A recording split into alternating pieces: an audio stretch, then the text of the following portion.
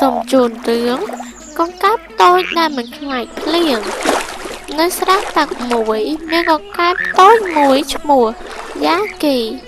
ngày mũi bên phliếc khẽ lặng nè tặc ban chếp cho từ nông runของកែបសត្វទាំងអស់បាននាំគ្នារត់លាក់ខ្លួននៅក្រោមស្លឹកធំធំក៏ប៉ុន្តែកង្កែបយ៉ាគី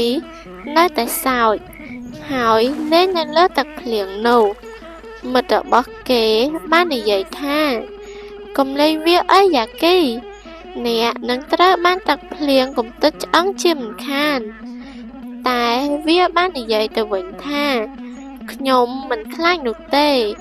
ភ្លៀងគឺជាមិត្តរបស់ខ្ញុំបន្ទាប់ពីភ្លៀងឈប់ធ្លាក់យ៉ាគីបានឃើញត្រកូលសត្វបក្សីដែលហើរលេងនៅលើមេឃវាបានគិតថាខ្ញុំក៏ចង់ហោះដូចជាពួកវាដែរសត្វទាំងអស់ឮហើយក៏បានសើច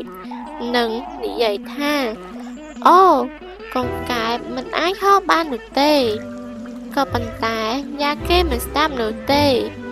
វាបានធ្វើស្លាបតូចចេញពីស្លឹកស្ពៃហើយសាកល្បងលោតពីថ្មទៅក្នុងទឹកជារៀងរាល់ថ្ងៃ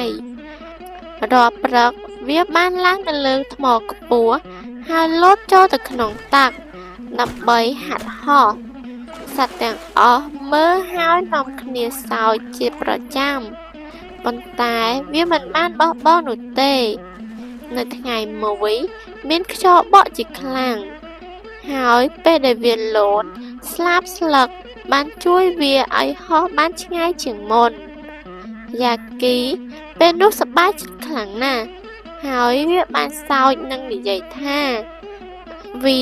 ដំណើរការហើយខ្ញុំអាចហោះបានបន្តិចហើយចាប់តាំងពីពេលនោះមើលកង្កែបតូចបានខ្លាចទៅជាគំរូសម្រាប់សត្វទាំងអស់បានរៀនថាកុំបោះបង់មុនពេលដែលសាក់លបងព្រោះសេចក្តីជឿជាក់អាចបង្ហាញអ្វីដែលអស្ចារ្យបាន